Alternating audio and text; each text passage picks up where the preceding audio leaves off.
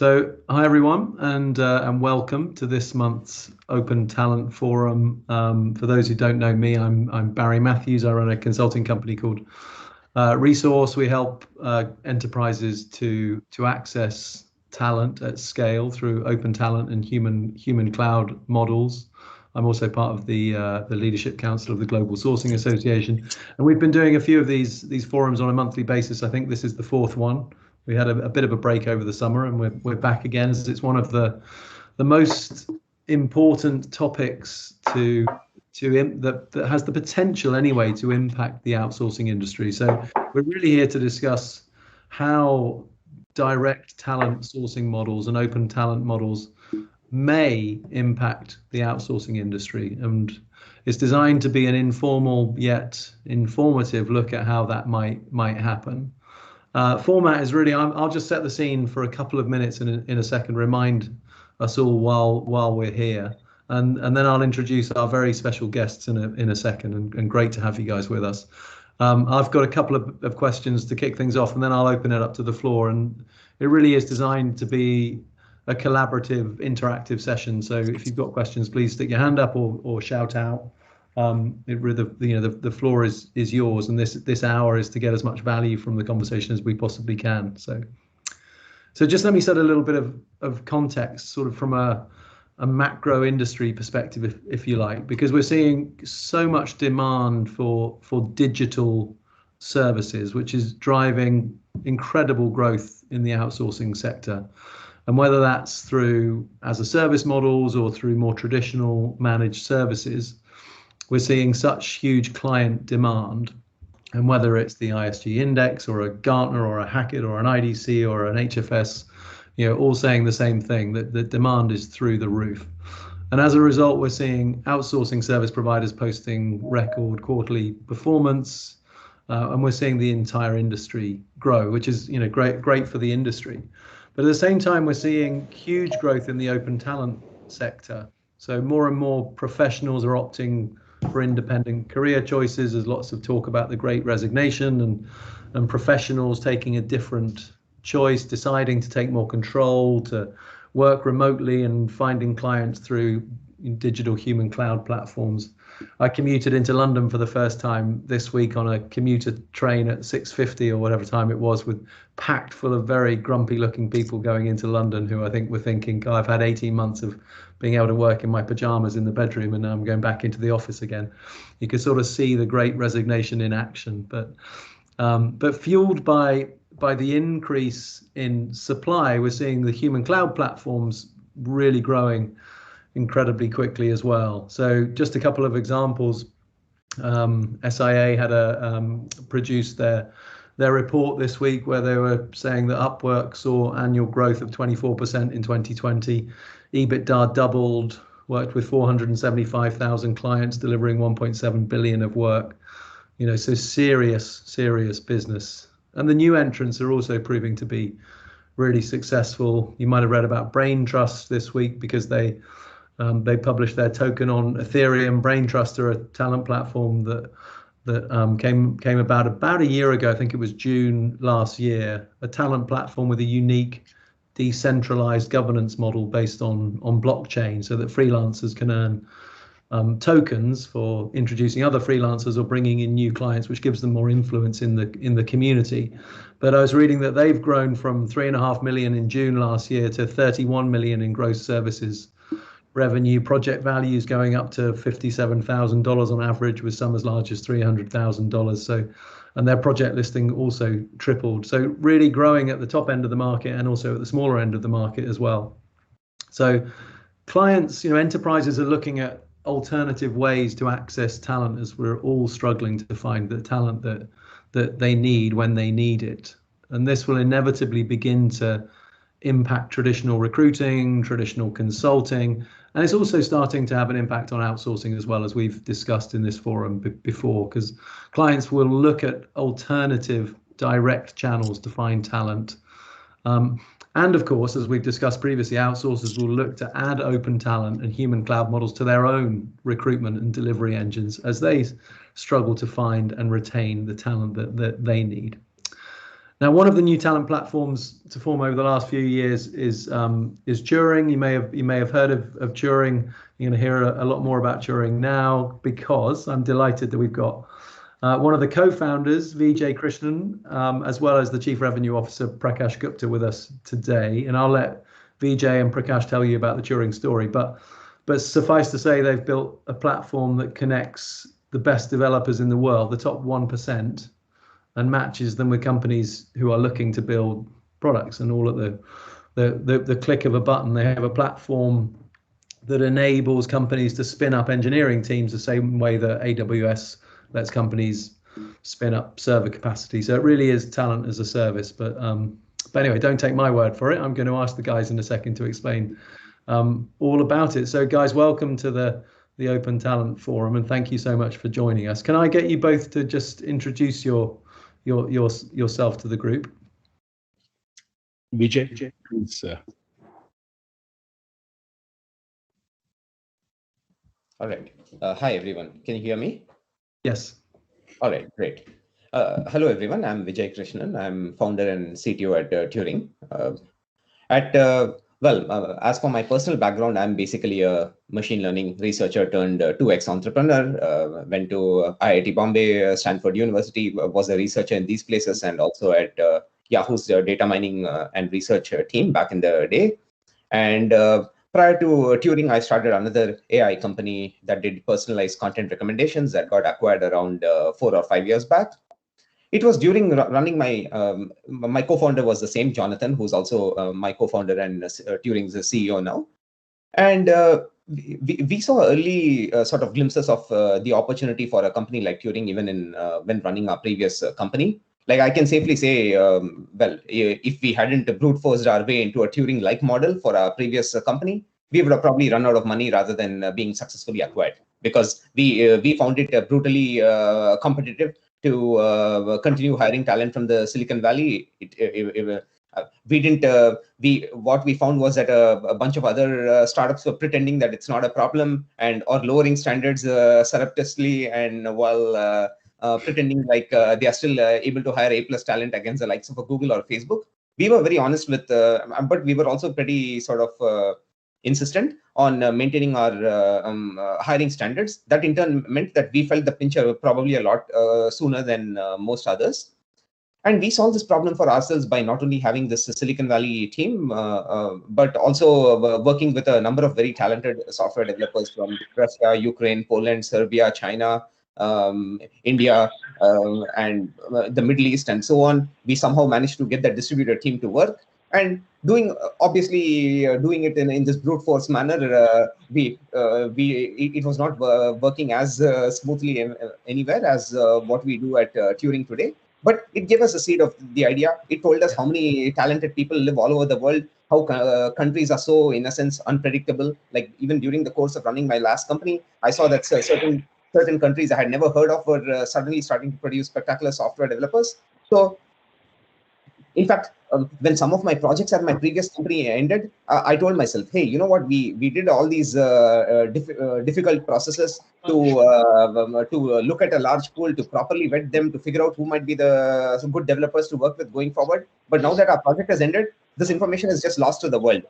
Theoretically, these same people could have helped some other company advance and everything. Wouldn't it make a lot more sense for a platform model to actually amortize these specific costs, instead of every company having to sort of do this from scratch every time and reinvent the wheel? And I was suggesting that while some of you have been away, that the breakaway may well still continue, Vijay, please. Yeah, sorry. So can somebody go on mute? I don't know who that is. But... Oh, sorry. I thought that was a question. Okay. No, I think someone's can hear something in the background. So apologies for that, Vijay. Never mind. Yeah, so I'll keep this short. So the point is, at Turing, so this is what we do, right? Today we have software developers from more than, I think more than 140, or now I think it's probably even more than 200, but some large number like that, and certainly more than 10,000 cities around the world that sign up and take our various tests and go through our process. So now I think we have exceeded 800,000, though I haven't checked the precise last number, since we sign up close to 70,000 every month now. And essentially, our developers get vetted across a whole range of areas. They get vetted in computer science fundamentals, in algorithms and programming. They get vetted in proficiency in various tech stacks. They also get vetted in soft skills. So this is to do with, are you the sort of person that can own a project? Are you the kind of person that can be a tech lead for a team? Can you operate with a high degree of ambiguity, or do you work best when you have a properly structured team where tasks are created for you? So we also vet people on this dimension, since this is of course very important, and all the more so in this remote first world where. Vijay, can I just interrupt you for a second, because I just want to just make sure that people heard what you said there, because I think one of the statistics you just gave us, or two of them, are incredible. So I think you said, and just correct me if I'm wrong, but you got close to 800,000 engineers now that you've vetted that represent the top 1% of engineers in the world, and you've got 70,000 engineers signing up to Turing every month. Now those numbers are just incredible, right? If you were a managed services company, if you're an Infosys or a Wipro or an IBM or an Accenture, any of them who might be on this call, I don't know. But you have that number of people able to work for you, on demand. We're not suggesting they're all working for you at the same time, but you've got those people vetted, ready to go on a flexible basis. Is that correct?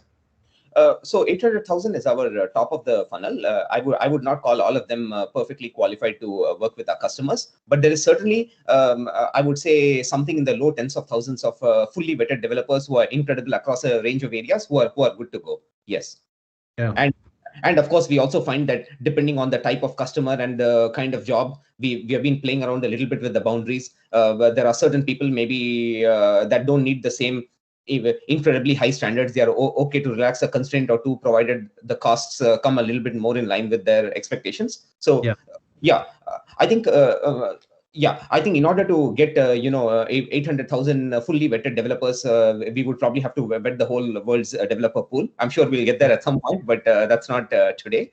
Today I think the main power of this large pool is just the fact that we have a lot of options. Like generally, it's always a trade-off between either you have volume or you have quality. I mean, this is a nice way to get volume, quality, as well as speed, because when we are vetting such a large pool, we even at the bottom of the funnel, we have a tremendous number of developers who are good to go, who can start on your projects, who are sort of good across a whole in a whole number of areas. You don't have to compromise. You don't have to say, well, my talent pool is so tight, I have to compromise on soft skills in order to get hard skills, or I have to compromise on hard skills to get soft skills, or you don't have to do any of that with Turing.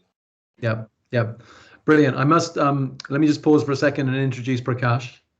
So Prakash, if you just want to just say hi and introduce yourself to everybody, and then we'll carry on with questions. And I can see there's a few questions coming in from the audience, which is great, by the way, chap. So if you've got questions, please type them in, then we can always hit them one by one. Sure. Good morning, everyone, and for Vijay and I both on the west coast of US, this is early morning, so our voices are just getting started for the day. But good to meet you, all of you. My background is engineer by training. Early days with Rational Software, which was a DevOps tools company back in the 90s. And then I spent 19 years with the IT services, large consulting organizations, Patney, iGate, and then the last 4 years at Capgemini, working with global customers, specifically in product engineering and digital engineering solutions area. I met Jonathan and Vijay little over 3 years ago, just before they were starting the organization, and we hit it, right off the first meeting. I was part of the industry. I was part of a solution working with customers, and I could see that there are pockets of work and projects in large enterprises which don't fit the traditional models. The models of a offshore development center or managed services, especially a lot of work in the digital tech stack is on the go. The requirements are not very clear. What you need is a talented pool of engineers, the top 2%, 1%, 3%. You cannot work with the traditional pyramid model to deliver those projects at speed and the quality. So, I was an early believer in the organization and joined them full time 2 years ago, and it's been a fabulous ride. Back to you, brilliant. Ben. Yeah. Well, it's great. It's great to see some of the growth, and I've followed some of the funding rounds and watched your growth from afar. So it's been very impressive. But let's jump into some of the questions because we sort of would have hit the questions I had anyway. So Jude Dacuna has asked, can you explain how the model works with clients? And I think that's probably is a good place to start. What type of clients do you work with? What type of skills are they looking for? Are they looking for individuals? Are they looking for teams? And just tell us a little bit about how that works. Vijay, you want to take that? Specifically, the question is addressed to you. How does the model work with clients? Okay. Prakash, this might be more suitable for you. I can take the next. I mean, whatever you like. Sure. So I'll start it off. So Jude, thank you for the question. So the think of this like a platform, a two-sided platform in one way. On one side of the platform, engineers from all over the world, they sign up, and Vijay was referring to, we have a pool of 800,000 engineers from more than 140 different countries that have signed up on the platform. Vijay will speak about our vetting, our automated vetting in a minute. So all of these engineers go through the vetting flow. This is automated. It takes between 5 to 6 hours. And on the other side of the platform, imagine customers signing up and asking for talented, pre-vetted engineers. Customers discuss with us the tech stack. What are they expecting this engineer to do? What is the time zone overlap? And we take inputs from customers' project needs and talent needs, and marry that to inputs that we have, signals that we have received through the vetting process, and we have a matching platform that matches the right engineers to the right customer jobs. From a commercial standpoint, right now, we take care of managing the talent, their HR, payment, worker classification. Customer pays a fixed monthly fee for the talent, which includes the markup for Turing.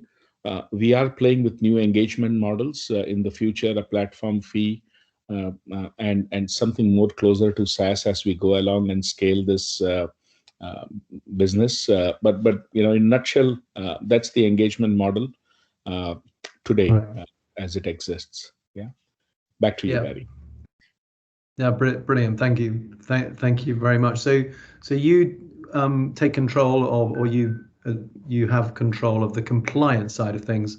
Do you also look after the security side of things? If a remote developer has to access a client system or even a client's client system, how do you do, or do you manage that as well?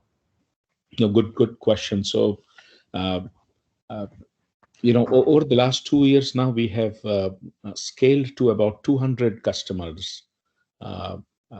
We started initially with fast scaling startups, and now we have moved up to large enterprise customers. We have built a few assets when it comes to security. So we have an asset called Turing Virtual Machine, which sits on the local machine of the developer, and it serves two purposes. It will give computing power, additional computing power that might be required for the development project, and second is it protects the source code of the customer. So the source code and the code base resides in the virtual machine. It's never downloaded to the local machine of the developer. Having said that, the pandemic in some way has taught each and every customer of ours that we work with as to how they should think of security, how they manage their internal teams today.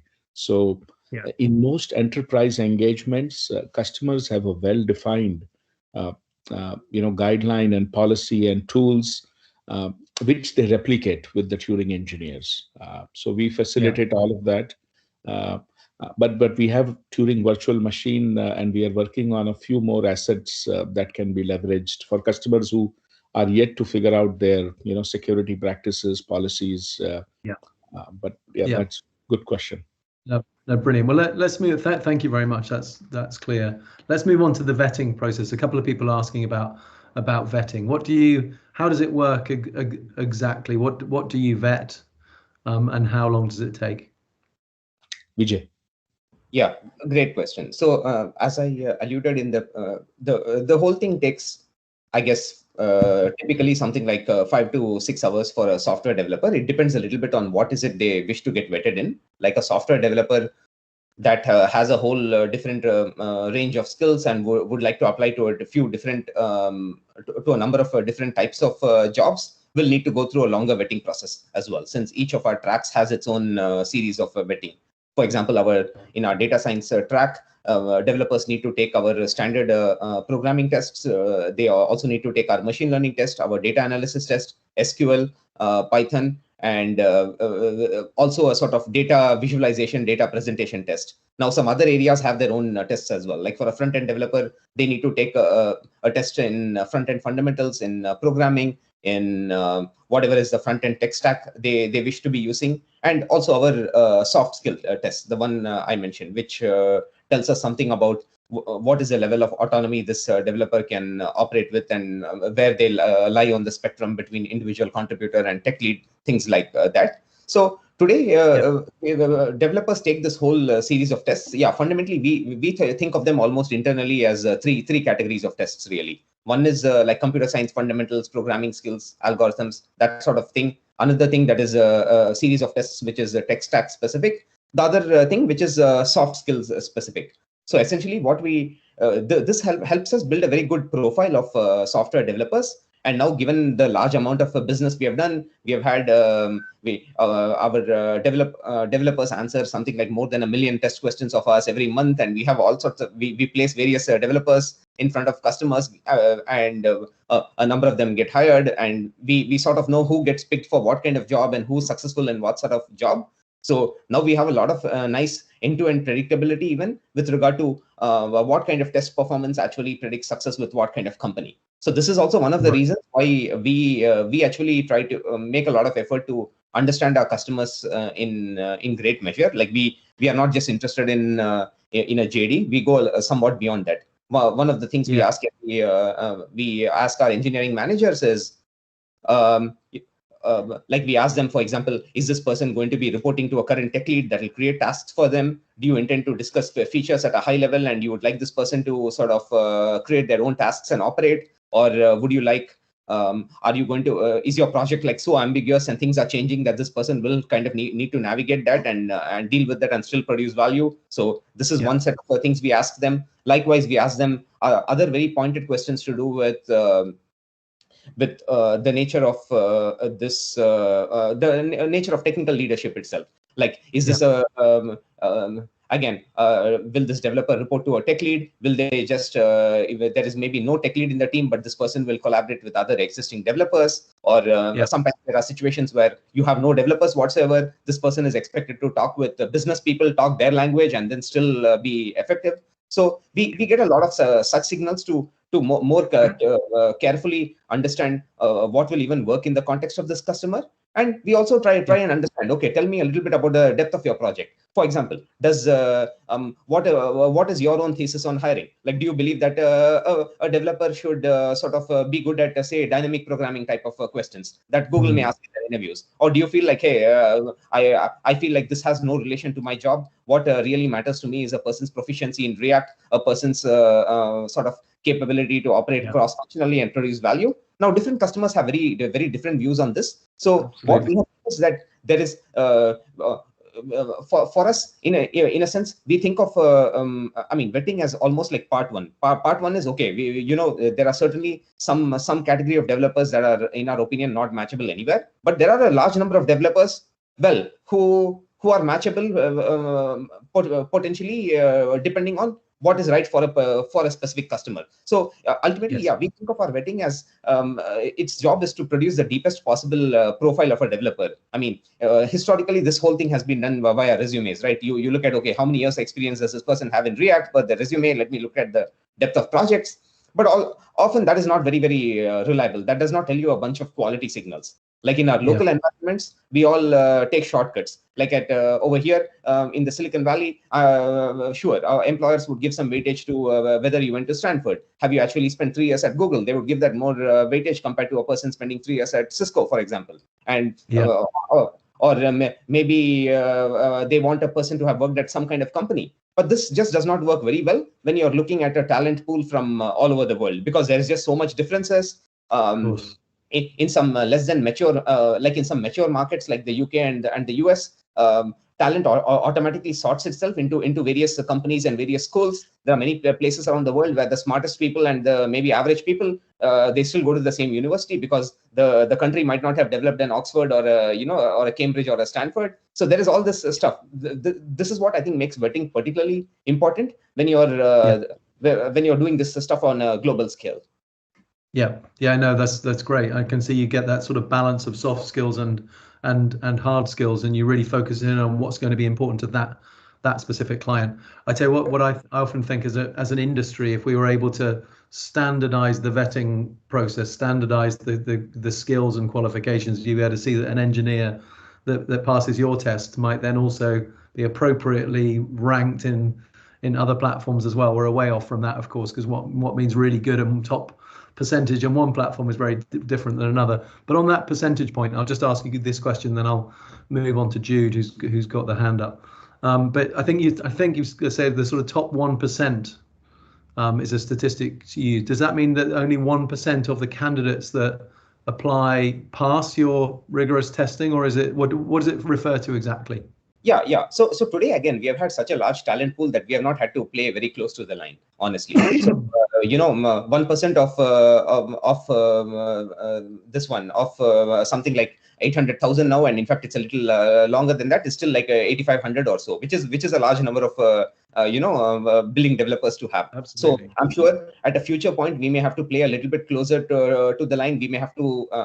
I'm very sure that even if we were to at some point relax this to the top 5% or so, we will probably get a very, very qualified pool even there. Today we have just not seen the reason to play that close to the line. We have been like, hey, that's pretty much it. At a future point, I fully expect that based on the customer, we may slightly relax criterion, but I doubt in any instance, I can't see us even 3 years from today or 5 years from today starting to say, well, we'll start placing the median developer with one of our customers. Sure. Yeah, no, understood. No, that's great. Thank you.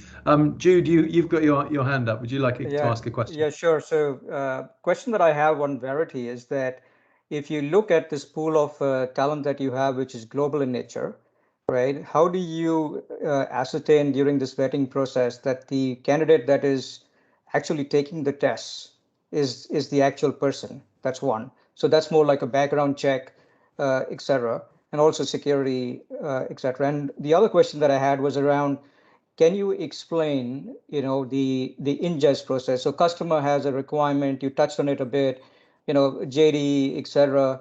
But how do you say they want from you, 10 developers for a particular project? Project ends, how do you retain that talent for them for future, ongoing work? And how does it flow through your platform? What is the mechanism? How does it flow through your platform? After you do the vetting, do these people build? Do this team build through you? Do you own the talent?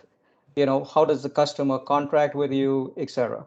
Because this answers a key question as you look at, the big talent conundrum that is unfolding as we speak, right? There is a dearth of talent across the board, and hot skills, in-demand skills, the rates for those skills are just going through the roof, and there's a huge scarcity.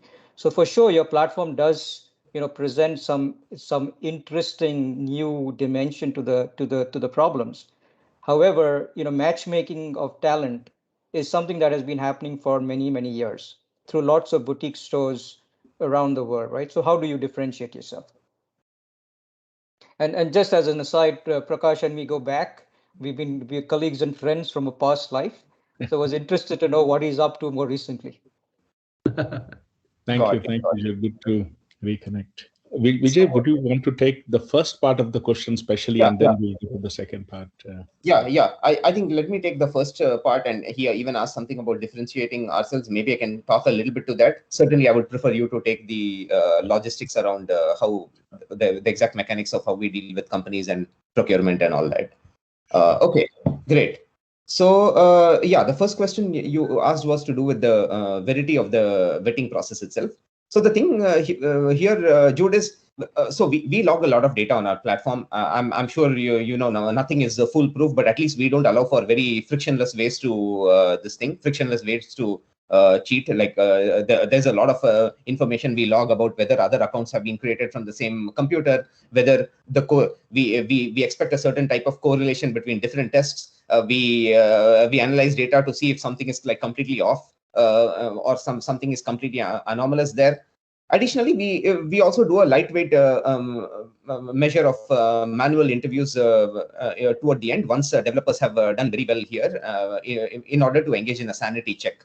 So that in turn means that we get to do this sort of lightweight interview only with a relatively small percent of our overall developer pool, because it is impractical with 70,000 new developer signups a month. It is impractical for us to be manually interviewing all of them, and essentially we do all this. And additionally, of course, we also we have also over time ended up doing all sorts of measurements around end-to-end data. Like for example, does performance in this test at least on average predict predict success in this kind of job, or predict success in the customer's interview in terms of getting hired, and so on. We do find all our tests generally having high predictive power. Now, the tests that were slightly shaky on predictive power, we eliminated them, or we shortened them, or we did various things. It need not be cheating or Varity alone that is a reason to knock off a test. Like if a test ultimately does not seem to have much to do with a job in any shape or form, we remove it too. So yeah, ultimately I would just say this is a bunch of data-driven methods, Jude. Of course, nothing is perfect, but we think like all our data suggests that the net effect is that this is not a significant problem. Like by the time we get to the bottom of the funnel, and by the time these things may yield a little bit of inefficiency in our own process, that is true. But by the time we present developers to customers, this basically does not end up being a problem. So that is my answer to the first one. I can talk briefly about this. How do we sort of differentiate ourselves, since that also kind of relates to this. And the middle part, Prakash, I feel you should answer. So the as for how do we differentiate ourselves, Jude, I think by far the biggest thing comes because of the the starting point really is doing all remote and just the raw size of the talent pool, really. Like I don't think you'll find very many other boutique companies with 70,000 new developers signing up every month, and this pool. Ultimately, when the pool is this big, this allows us to do a lot of things. Like it allows when our pool is this big, when our brand is as big as and our brand is growing in strength, essentially we have a lot of developers that are willing to go through this 5 to 7 hours of testing as well. Like in the past, some companies have come to us and said, we have our own pool. Can you just administer tests for our own developer pipeline instead? But so we had some of those discussions. Very quickly, they came back and said, developers in our pipeline are not willing to do 5 to 7 hours of tests. And that is what made us realize that at Turing, there's one more value proposition here, that for developers are willing to do this 5 to 7 hours of tests, because when they apply, when they take these tests and go through Turing's process, they are not just applying to one job. They are literally applying to 100 plus companies over the next many years, and they are setting up their career for a certain amount of time. Much like it might take you a few hours to polish your resume, they really think of it as this is a great way for me to set up my career. So I think these things are what ultimately I think differentiate us, Jude. I think a lot of the boutique ones probably just don't get to the scale and the automation and everything else to deliver the end results that we do. Without casting any slight to the developer community, we all know that they are driven by dollar. How do you kind of ensure that after you get lock-in from the client, the developer doesn't take flight for incremental dollar? Prakash, you can answer that. Sure. So Jude, so I would say in some ways, for us, the developer community and loyalty and affinity is even more important than in some ways, customers. Uh, when we started this organization, we spent 18 months initially building the developer community, the early adopters. We understood what they would like to see in a platform like this. Dollar, as you rightly said, Jude, is important. They wanted to decide what they should be earning, uh, uh, and outside of that, they wanted the freedom and the flexibility of working from different parts of the world. They wanted access to interesting projects. They did not want to deal with hierarchies and politics in large or small organizations. So we have listened to them, and specifically, Jude, the developer decides what they would like their earning to be. How do we ensure they don't take flight? Honestly, there are very little instances we have seen of that happening over the last 2 years. Uh, uh, uh, and it's really, there are contractual terms and agreements in place. Once the talent passes the vetting and they are part of the elite pool, we onboard them. It's really driven by a sense of community at the end of the day, Jude. There is no. I'll add one more thing here. Sure. Sorry to interrupt. Sure. Yeah. So, Jude, there's also one more thing. It is really helpful to be pulling talent from this 10,000 cities around the world, including a lot of really small ones and everything. Like one of the things, I mean, one of the important things we try to focus on both the developer side as well as on the customer side is what is the place where what is the segment where we are being 10x better than the competition. Like why have we not today gotten into a business like, say, data labeling? Well, we felt like we asked ourselves the question: could we be 10x better than the competition on doing data labeling? Maybe not. We could maybe be better, but not so. And it is the same with developers. So my suspicion is, Jude, that generally, is it fair to say that your talent pipeline currently doesn't come from 10,000 cities around the world? I'm not a talent guy anymore, but I used to run a leadership talent organization based in Right. the US, right, which is up the stack. But customers look for a couple of things, right? They look for you to be able to provide this talent pool on an ongoing basis, because it's not like one developer, right? Right. Larger organizations would need hundreds of them, 50 of them if it's an agile project. How do you retain this talent? Because as you go up the stack, can you provide, for example, a team, if the customer says, I want it, to be located in X country, I want to have 10 people with this kind of skill set, and I need this project for 6 months, because then you're getting up a value stack, right? You're not talking about, one developer at a time. Yeah, I understand, Jude. So I'll tell you the main point here. If the customer comes up with a fairly onerous country constraint, like for example, suppose you told me you literally needed 10 people to work out of your office in Canada, I don't think we would be able to do much better than the competition, because we are playing the exact same game as all your other vendors at that point, basically. If on the other hand you say, I want this team of 10 people, 20 people who work very, very well together, the developers should be exceptionally talented. I don't care where these 10, 20 people are. They can all be in different cities around the world. We can really make that work. And the point is that retention, I mean, as you pointed out, I do think money and alternative opportunities are a very big factor, are a fairly big factor here. The point is that the alternatives that developers have are not equal in all countries around the world. Like Jude, like for example, I'm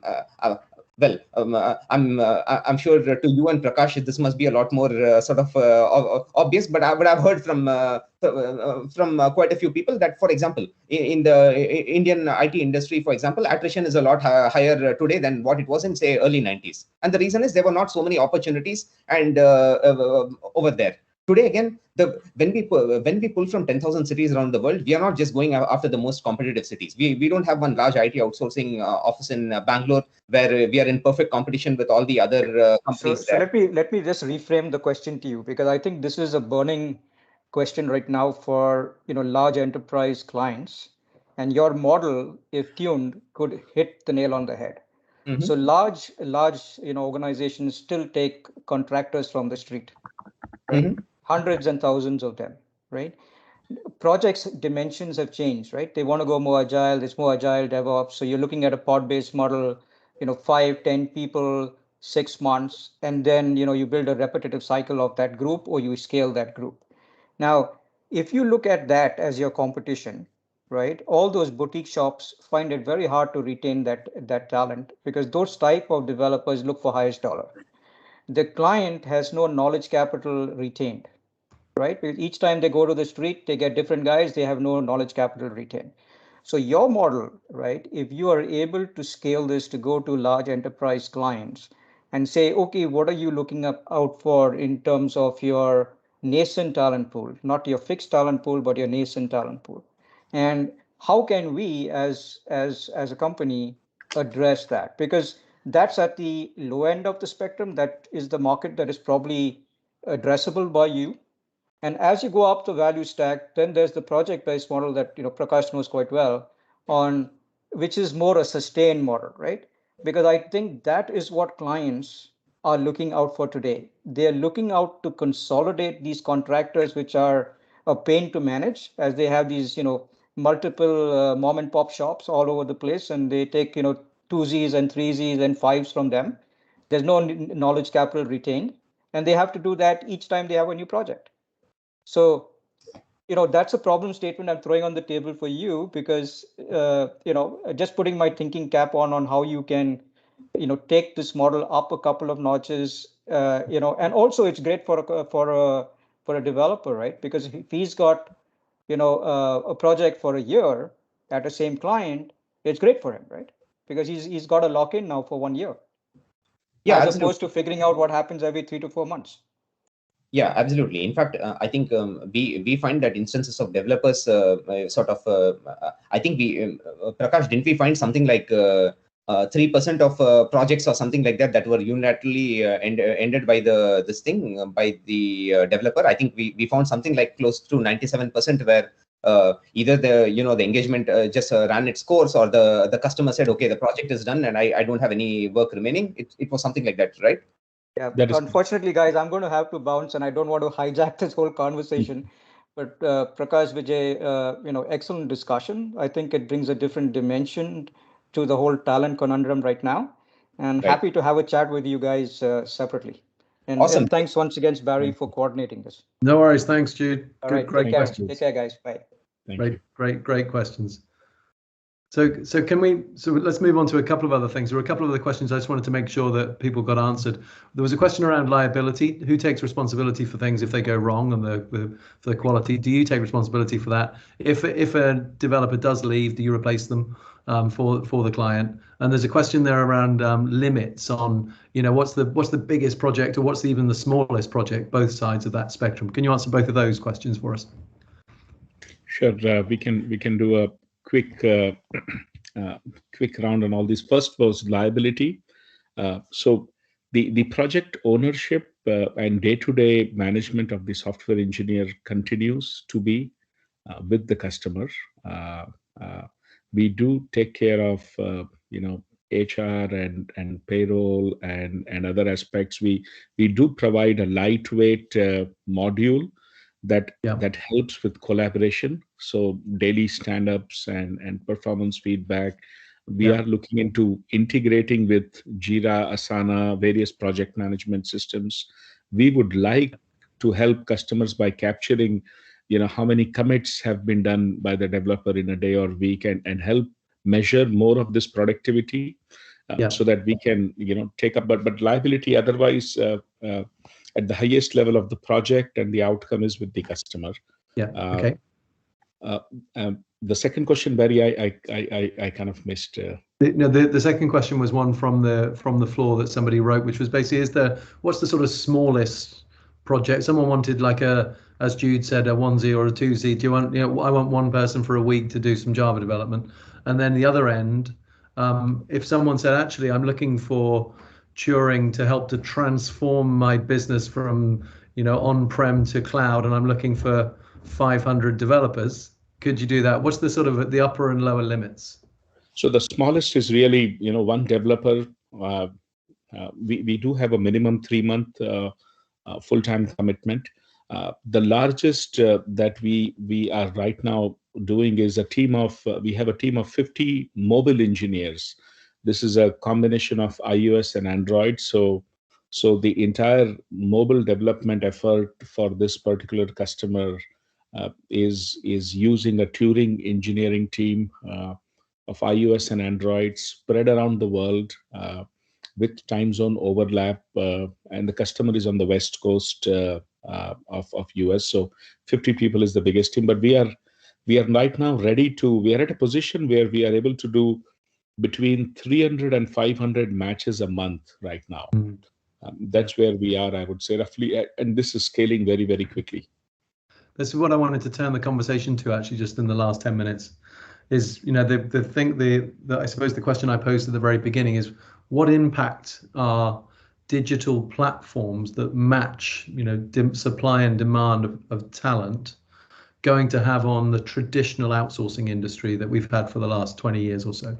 And what's both, I'd be really interested in both of your views on the extent to which the model that you and others are developing, which is growing at whatever 20, 30, 40% compound annual growth rates, to what extent are they going to disrupt, in a positive and a negative way, the more traditional outsourcing services that we see? What if you have a crystal ball, what's going to happen in the next decade? Vijay, you want to take a shot at especially the second part of the question? Well, you're on mute, Vijay. Yeah. Okay, so let me answer part of this. I think part of this is certainly for Prakash. So first of all, as for our growth rate, well, we've been growing a little faster than that. We are currently on track to be growing about 4x or a little more than that year on year. So more like 300% year on year. But that can't. I'm sure that can't go on forever, because if that continues for a few years straight without any sign of slowing, will be as big as a Google or an Apple. It can't be as easy as that. It's got to get harder at some point. But anyway, at the moment, at least, we are in a nice spot when it comes to where we are relative to this market. Now, with regard to disruption on the traditional industry, I feel like Prakash might have a better view on this. But generally, my feeling is that the market is just so big. We are some estimate.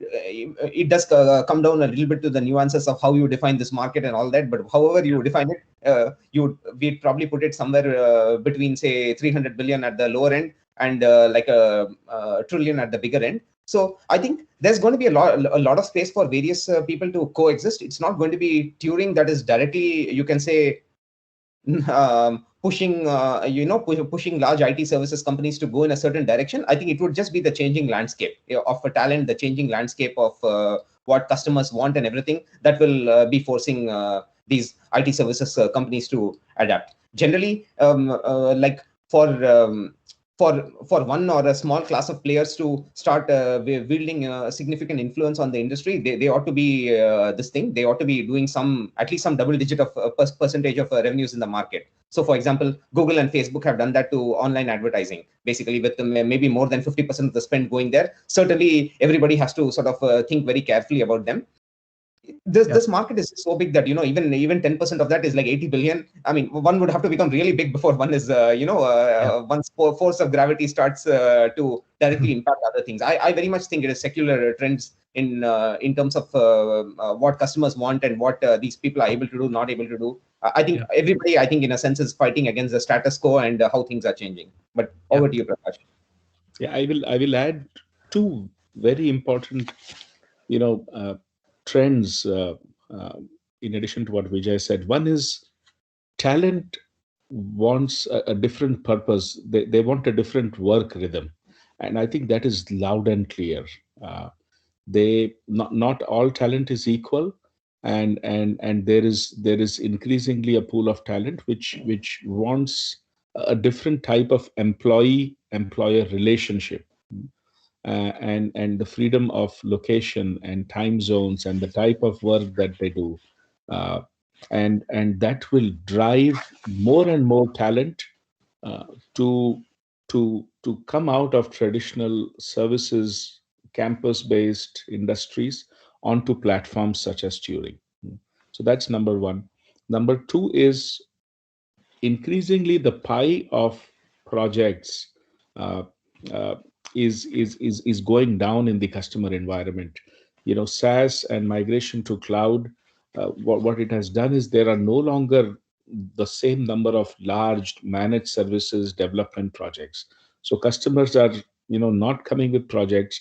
They want to continue to own those projects. They have their own product management team. They want to run those projects. They need access to good talent, good, Yeah. dependable, pre-vetted talent. So if I have to throw some numbers out, Barry, uh, I would say 33% of all the work that is outsourced or contracted out, whether time and material or managed or staffing, I think 33% of everything that a customer gives out will go to open talent platform. Is what I would say. Whether it takes 2 years or 5 years, uh, is to be seen. And the same numbers on the talent side. Uh, Yeah. is I think. Uh, so it will coexist. Yeah. Managed services will continue. But Yeah. but but I would say 1/3 of everything will be on the talent very soon. I think it's really interesting, and I agree with what you've both said. I think the third or the 33% prediction is an interesting one. I'd love to carry on discussing that, but also the market is getting so much bigger as well. I think there's room for all types of service providers. Leslie just asked a really interesting question, and I alluded to this at the beginning, that the managed service providers are now beginning to use their own open talent, human cloud, digital platforms. They're of course struggling to find the talent that they need to support their clients, and they're looking at renting rather than buying, or accessing rather than owning. An interesting question: that do you have service providers as clients of yours? I know that's not your target market, but are you being asked by service providers to provide talent to them? Oh, I So can we see are some. You asked. put we do not work. Sorry, I just saw your response, Prakash. We are asked every week by service providers to give us talent, but we do not work with service providers. This is, look, I mean, people who have been in this industry know the number of middlemen that operate in this industry through the staffing value chain. We are taking that away. We do not want to be another middleman here. I mean, I can't put it any other better way, but Yeah. Yeah, no, fine. I completely understand, and why would you? So let's just look to the future from a Turing perspective. What do the next couple of years look like? Are you just continuing with the focus of the sectors that you're on, or the skills that you're focused on, and you'll just grow? You've only just started on your journey. Are you looking to start to provide teams, to start to focus in new areas? What's next for Turing? So a couple of things, and I'll request Vijay also to add. But in the immediate near term, from a product and from offering standpoint, we are launching what we call self-serve module, which means that hiring managers across enterprise or fast-scaling startups can have an Amazon type online buying experience where they go in the portal, they create an account, they put a job rec, they can browse through a very large pool of pre-vetted engineers with different search criterias, and they can push a button and uh, talk to these engineers or just start working. And we have a 2-week risk-free trial period. So that's number one. That I think will be a game changer compared to how the buying happens, the last mile buying happens today in the industry. Yeah. Second is we are also talking about teams. So how do we form Scrum teams, pre-configured, pre-vetted Scrum teams, and offer that to customers? Yeah. Those are two very critical things. Our focus continues to be on building a world-class developer community. To that effect, we have hired recently a lady by the name Uma. In her previous life, she managed the Microsoft internal developer community for 19 years. And now she's joined Turing to run our global developer community. Excellent. For us, our relationship between our engineers is unlike the traditional experience that they today get with service providers. Yeah. I'll pause here. Vijay has several exciting things from a data science and vetting and other, but I'll let Vijay also talk through it as a co-founder. Sure. Yeah. We certainly have a I'm sure there are various angles with regard to various industry use cases and everything, and Prakash and his team are thinking very, very closely about that, because theoretically, again, with such a large pool of talent, there's all sorts of use cases we can service. We can service use cases like even some specialized professional services type of engineers, people that are AWS engineers, people that are Salesforce implementation specialists. We can do all sorts of things in addition to our core. I think as for what I think the things that naturally come to my mind are things that do better from the standpoint of overall platform efficiencies itself, since I run a lot of our data science and machine learning efforts here. So what from this perspective, what I expect will happen in the coming years would be to do with just I think fundamentally better profiling of developers trying to take advantage of sparse information, run our tests itself in as adaptive a manner as possible, where basically our models are calculating probabilities of a person getting hired for a specific job, and then at each minute in time asking the question, what question should I ask this developer next? That will maximize my expected information gain. So almost thinking about even the testing process itself somewhat from first principles. Then even the question of how do I engage in like global optimization rather than local optimization. So today, for example, it can be very tempting to think in terms of a job as purely, okay, here is this job, who is the best person for this job? But often you can have a situation where maybe a developer has a common skill and a rare skill, for example, but you kind of want to preserve this developer for the jobs that actually involve the rare skill. Like if you waste this person, let's say, for example, today on the Turing platform, we find we have a lot more React engineers compared to Ruby on Rails engineers, for example. And so if a React job comes, you probably don't want to consume this developer here. But then there are other considerations regarding, can we as a platform engage in salary guarantees for certain developers, where our machine learning models tell us that this person's future utilization is going to look like 95% plus, to lock in such a developer. So there are sorts of exciting things of this sort that I expect will massively improve platform efficiencies and make it a lot more attractive for people on both sides. No, fantastic. So much you can do when you collect so much data on such a large population. So listen, guys, thank you. We're out of time. Thank you ever so much. I really appreciate you both getting up so early and joining us. It's been a really fascinating discussion. Thank you, everybody, for putting their questions in. There's so much more to discuss on this topic, but we've just started. That was the appetizer. So we'll meet again next month for another conversation on open talent from a different perspective. But thank you again to the guys at Turing for joining us. It's been really, really good. Really appreciate it. Thanks, guys. Bye-bye.